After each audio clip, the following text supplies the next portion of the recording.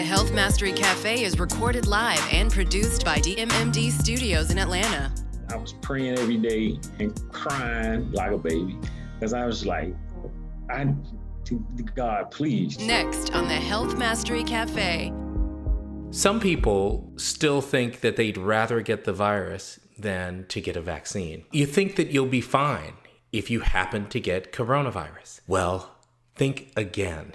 In this series, I speak to everyday people who have had it and the people who are on the front line fight against it. Why you don't want COVID-19 from people who had it and the people who fight it. Find The Good Dr. Dave on Instagram, Facebook, and Twitter, and subscribe on YouTube at The Good Dr. Dave. I'm very happy to have my next guest on the show. James, welcome to the Health Mastery Cafe. It's a pleasure to be here, sir. Yeah, absolutely. You know, this has been our mini series on this Why You Don't Want COVID. That's the name of this. We are telling people, don't think you can just go get COVID and you're going to be okay. So why you don't want COVID. Right. Tell us a little bit about yourself, James. My name is James C. Jones. I graduated at Southern University with a mechanical engineering degree. I'm a business owner now. I did the corporate thing for about 15 years. I'm a plumbing electrician. And pretty much work everywhere money is green. How about that? That's right. Well, you know, let's get into this conversation because I think, you know, just having this conversation come from you and not from a doctor or a scientist or the TV is going to be really helpful for people. Take us back to when, James, you really realized, you know what? Oh man, this is COVID-19. Like I have this virus. Take us back there. Okay, first of all, I didn't know I had the virus. It was back in the end of July. I would like to say that I am a diabetic and controlled diabetic. I was feeling kind of strange, and my sister asked me if I think I need to go to the doctor. I was like, no, I'm fine. I'm just... Well, so if your sister asked you if you needed to go to the doctor, she must have been seeing some stuff. Tell me what you mean by strange. What were you feeling? Well, I tell you what. I was looking for the signs and symptoms of COVID, and that's the loss of smell, loss of taste, fever, all that kind of stuff like that. I had none. You had none of that. But one day, my sister called me.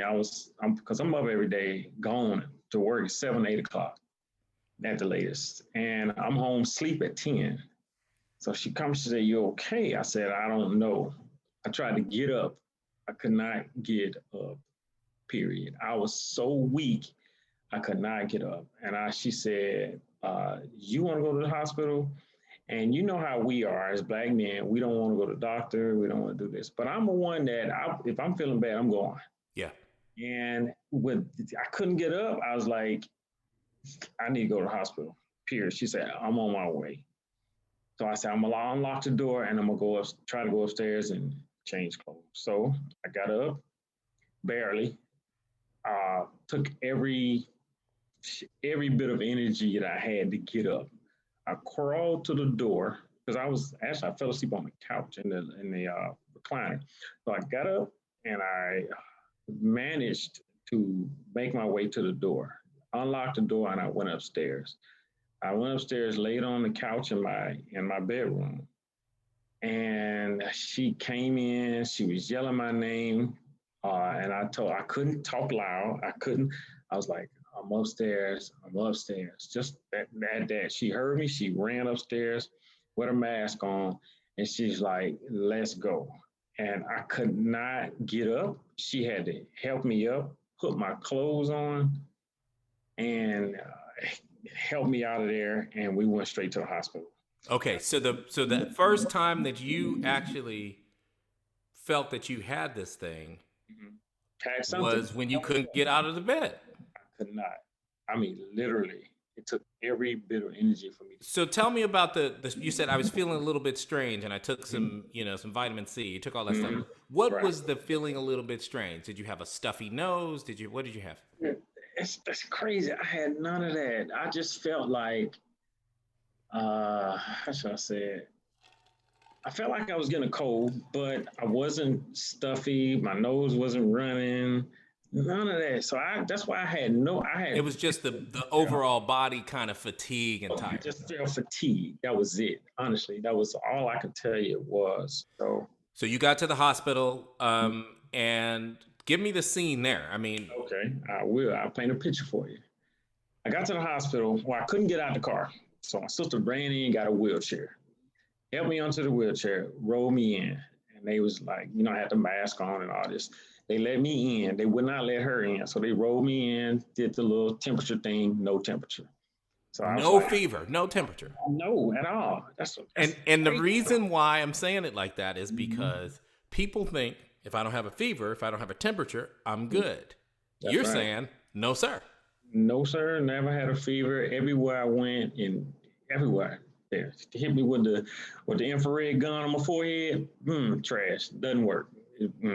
So Yeah. fevers. I had it. I had COVID. Didn't know it.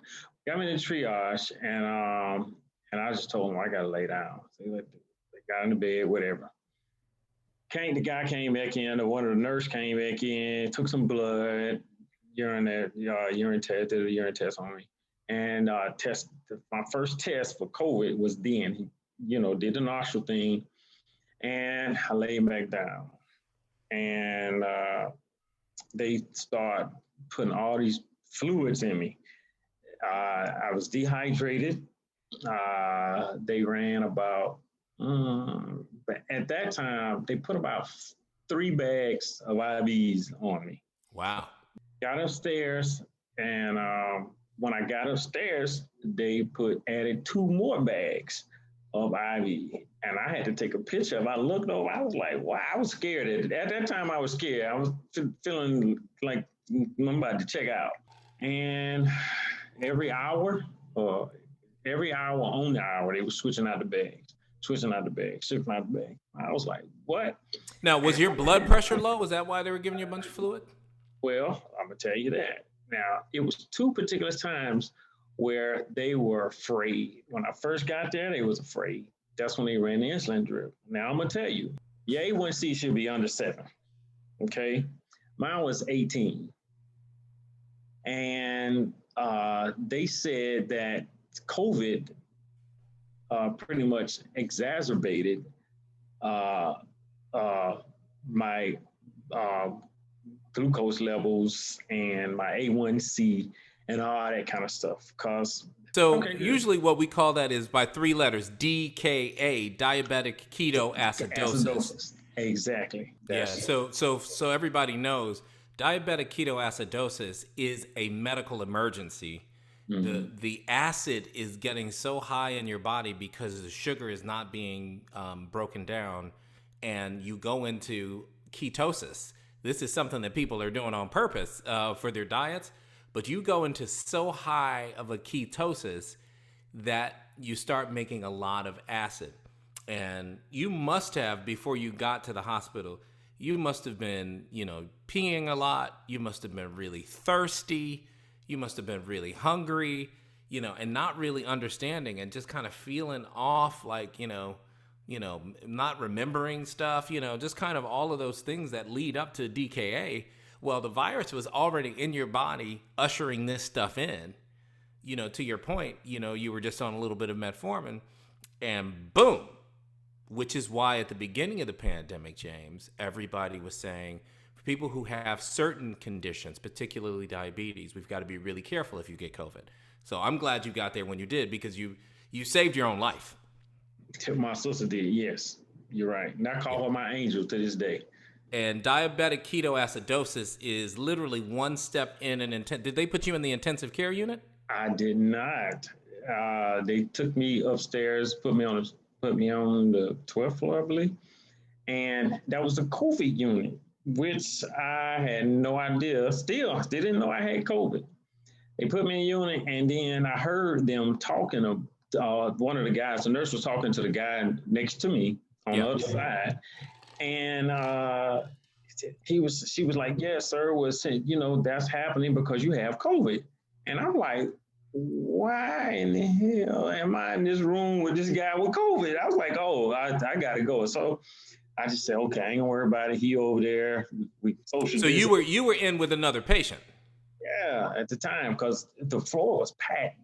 It was, and everybody walking, they looking like, it looked like a movie scene with all these it's hazmat suits on and all this kind of stuff. The next morning, my doctor came in, and they was like, well, Mr. Jones, we've been doing a lot of tests and whatever. That's when they told me the DKA, right? And we have to monitor you. You have COVID. And I was like, and I'm looking at her and she's still talking. I was like, no one told me I had. She said, no one told you. I said, no, ma'am. I assume that I did now. Yeah. Well, it makes sense now because this guy next to me has COVID. She was like, yes, sir, you do have COVID.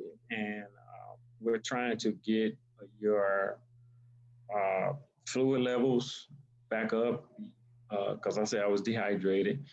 Got to get your blood sugar down. And my blood sugar, she told me a couple of times, like 500 and 600. Right. And I was kind of scared at that time. That was my first, and she was like, well, Mr. Jones, because your level so low, we was almost about to lose you. And I was like, okay. Yeah. So, and my next scare while I was in the hospital, the monitor just went off. It was just beeping or whatever. And I was like, man, come and turn that off.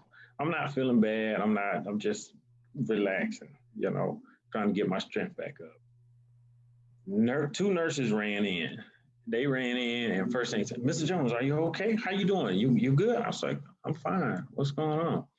It was like, let me see your wrist. So they took checking my blood pressure, or I guess, right? That's what they do? Yeah. Yeah, so, blood pressure and pulse and all that. Yep. Mm-hmm. Checking my pulse and all that kind of stuff. And like I said, I didn't feel anything. She said they looked at that and looked at the machine, turned the machine off. One of the nurses ran out. She came back with a syringe, said, Ms. Jones, we're going to get you a shot. What shot it was, I don't know. But my blood pressure had gotten so low that I almost died again. For what reason? I don't know. I was just laying there. And you didn't feel anything? You didn't feel a little bit down? You didn't feel a little bit more fatigued or tired than you did the day before? Well, honestly, no, because like I said, I was laying down. And at that point, did they not move you to the intensive care unit at that point? They didn't. They was just trying to keep me in the room and just keep me stable. So about 5 days later, I was in the hospital about a week, and they would just give me fluids and stuff. So I'm feeling better, and I'm feeling stronger. I was able to get up and go to the restroom by myself and all that kind of stuff like that. So, so before that, how were you going to the restroom? I had to call them to help me. Oh no, and I was using the little thing, the bedside commode. You have to just go to. Yeah, I was using that because they didn't want me to get up. I was a fall hazard. When they released me, got out feeling better. I started going back to work. I quarantined for a month and went back to work in September, and I was feeling okay. And that lasted for about 3 weeks. After that, I was right back to this major fatigue. Yeah. Okay. When we come back from the break, I want you to tell us about what had happened, because you got sick, you felt better, and then it seemed like this was happening all over again. We're going to talk about that when we come back from the break. Don't go away. We'll be right back. This episode of the Health Mastery Café is brought to you by Prevent Clinic and by Season 2 of The Good Doctor TV with Dr. Dave. Find The Good Dr. Dave on Instagram, Facebook, and Twitter, and subscribe on YouTube at The Good Dr. Dave. So I'm back with James, and he was just telling us a story of his experience in the hospital. He was in the hospital for about a week, and his major symptom was profound fatigue. It turned out that he had a life-threatening diabetic condition called DKA, diabetic ketoacidosis, which the physicians told James that it may have been tipped off and made so much worse by COVID-19. He left the hospital. And James, you were telling us how you were feeling good for about 3 weeks and then something changed. Yeah, I was feeling good about 3 weeks. I went back to work. And when I went to work, uh, I was in an empty house. So I was working. I had one of my guys with me, whatever. And then So you're doing plumbing, electrician. Yes, I was doing electrical, hanging TVs and all that kind of stuff like that. So I had a deadline for this job, so I kind of stayed late, and then I started feeling this fatigue again. So I actually slept at this house that night because I was so tired, and I was like, no, not again, not again. So I slept, got up that morning, finished the job, and I left, went home, laid back down. At that particular time, actually, no, I didn't go home. I went to my mother's house. And when I got to her house, she's looking at me. She said, you don't look well. What's wrong? I said, I just got to lay down, Mom. So I laid on her couch. And then the next morning, I felt a little better. So I drove home. So for 3-4 months, I wasn't working. I went and stayed So with my mom. you were fatigued after you left the hospital for 4 months. Yes. Let me just stop there, James, because there's so many people that think, okay, so if I get it, I'll get it, and then I'll be immune to it. But this is not just a one and done kind of situation for you.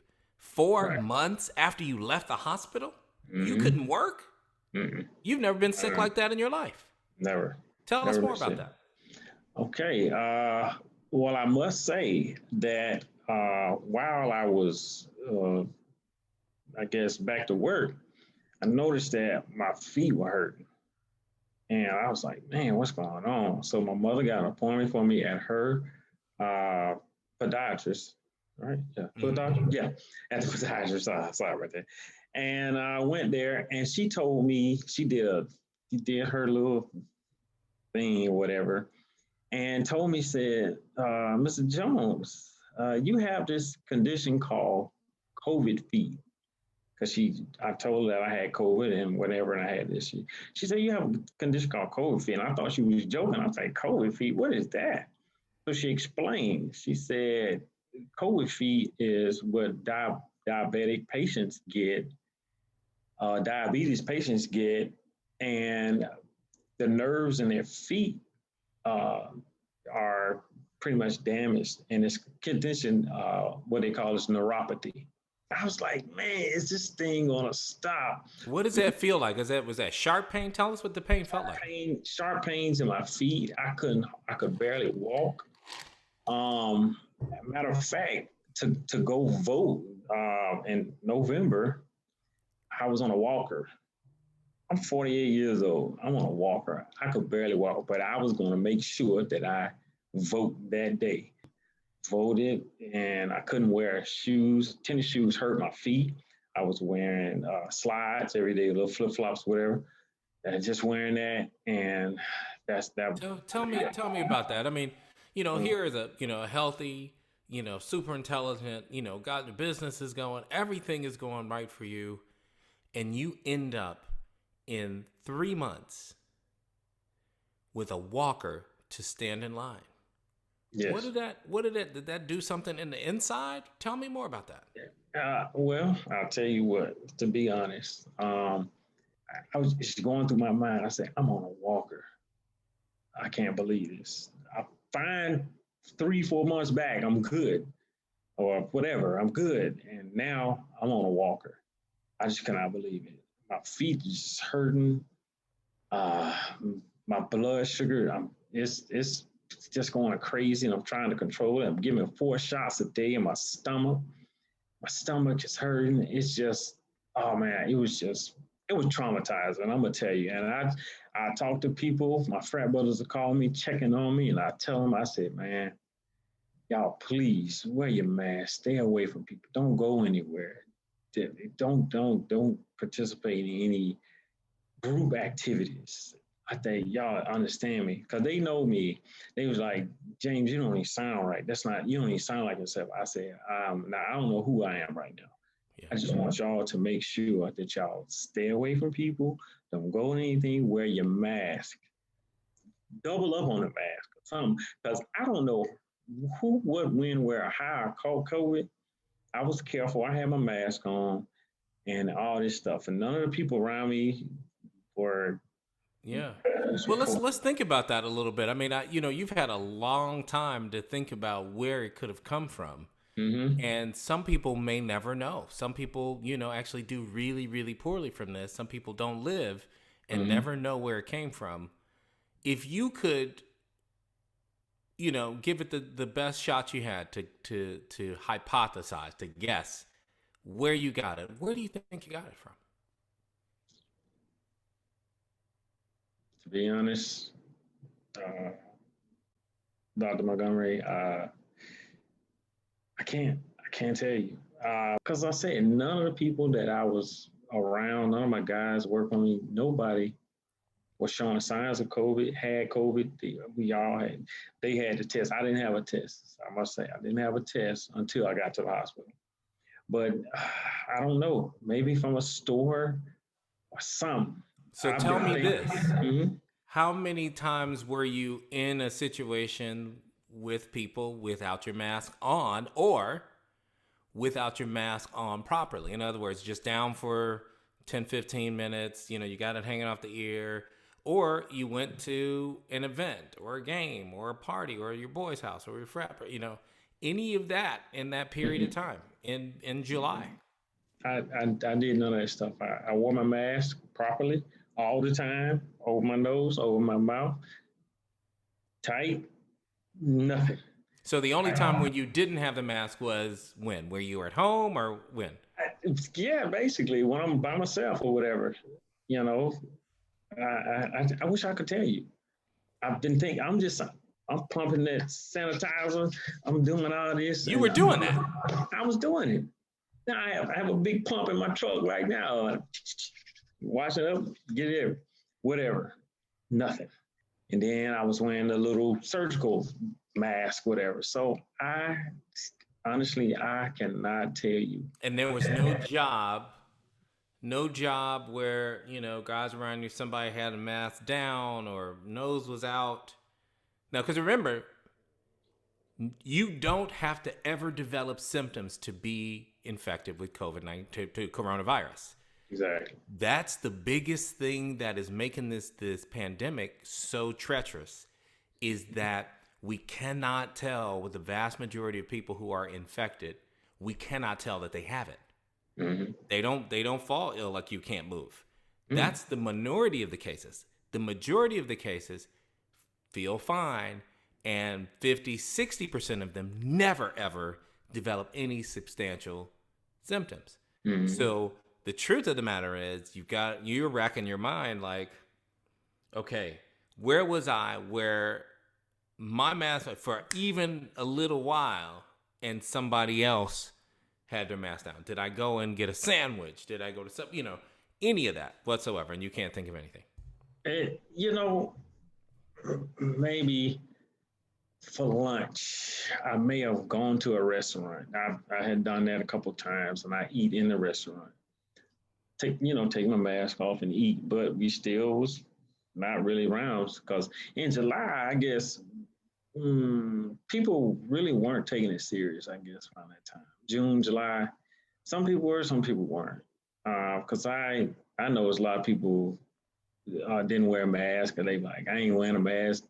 This thing is just fake or whatever. And I was like, man, please, I don't want no parts of it, because I don't work, I don't eat. So I gotta make sure I protect myself.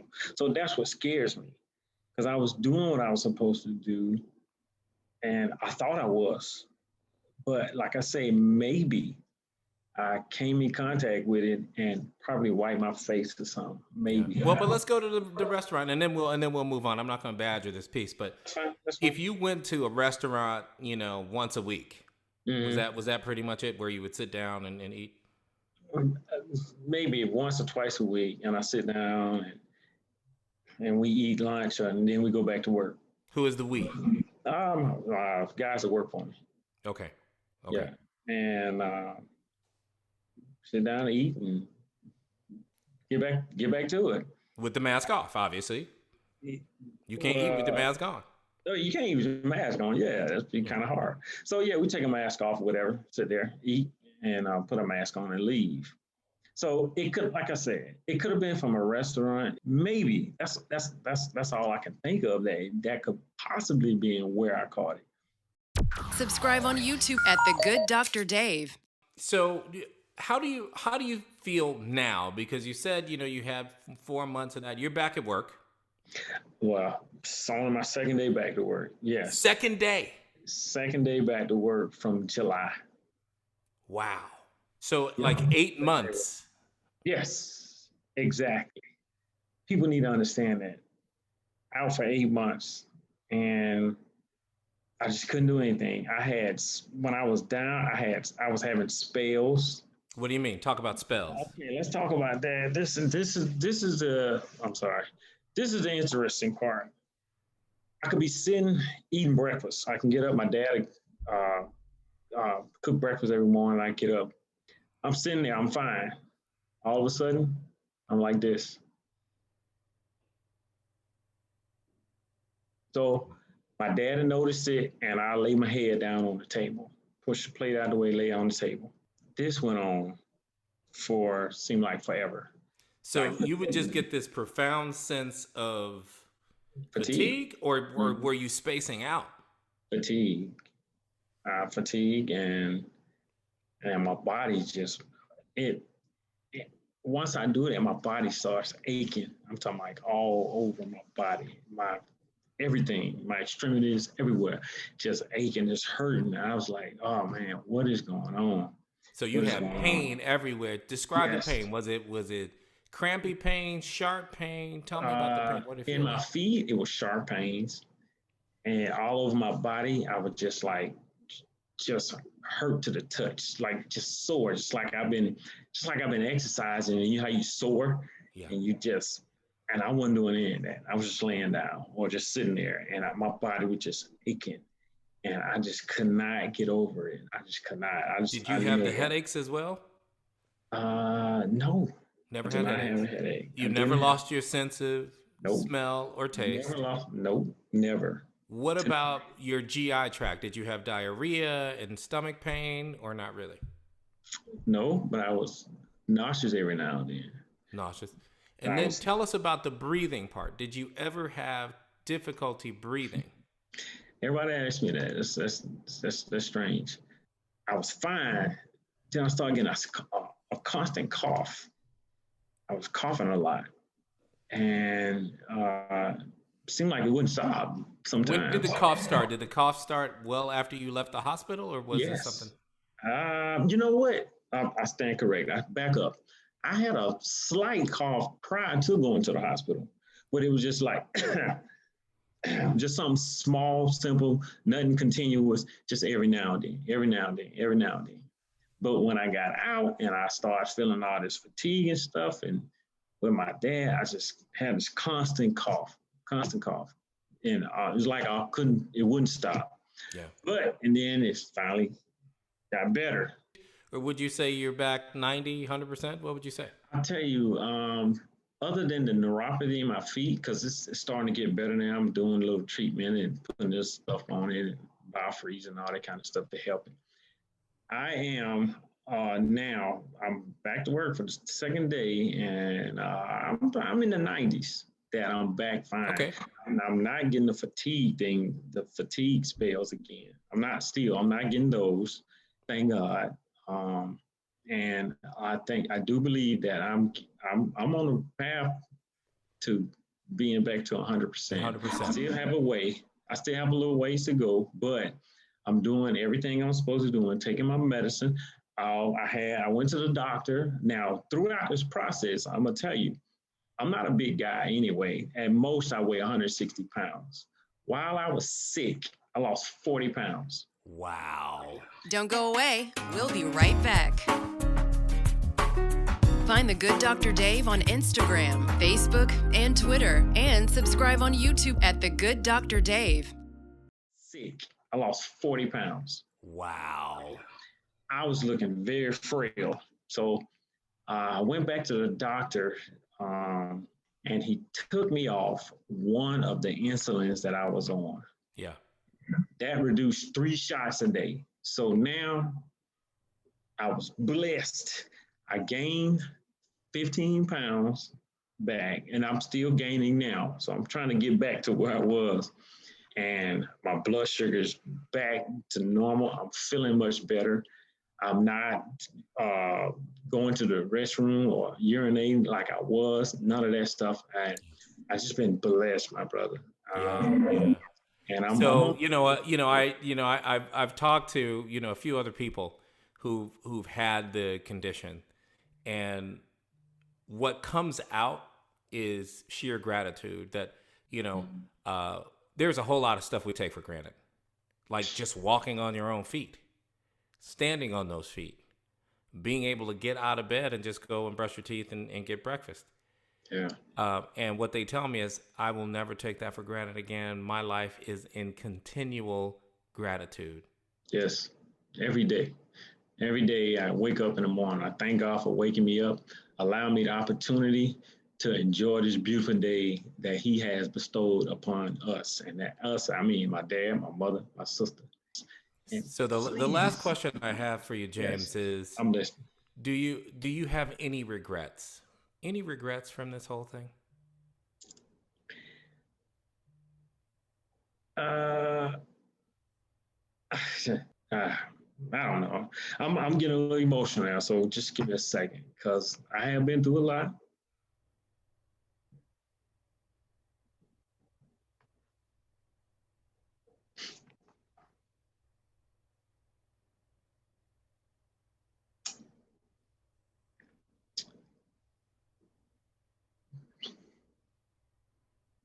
Mm.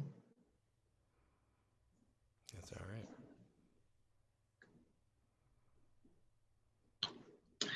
Just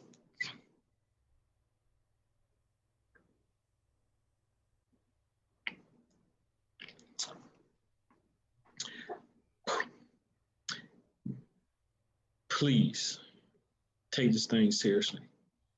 You do not want what I have and what all these other people have experienced from this virus. Yeah. Well, you know what, James? I think you have just been a blessing to everybody that will hear or see this interview, this conversation. Mm-hmm. And it was a courageous gift that you just gave everybody. So blessings to you. And I know it's a blessing because I can hear it coming straight from your heart. I know that blessing is going to then spread all over you, and you are going to be so well. You're going to look back. This thing is going to be so far in the rearview mirror. So thank you so much to you and to your family for giving us this time. Thanks so much, James. Thank you, sir, for having me. This episode of the Health Mastery Café is brought to you by Prevent Clinic and by Season 2 of The Good Doctor TV with Dr. Dave. Find The Good Dr. Dave on Instagram, Facebook, and Twitter, and subscribe on YouTube at The Good Dr. Dave.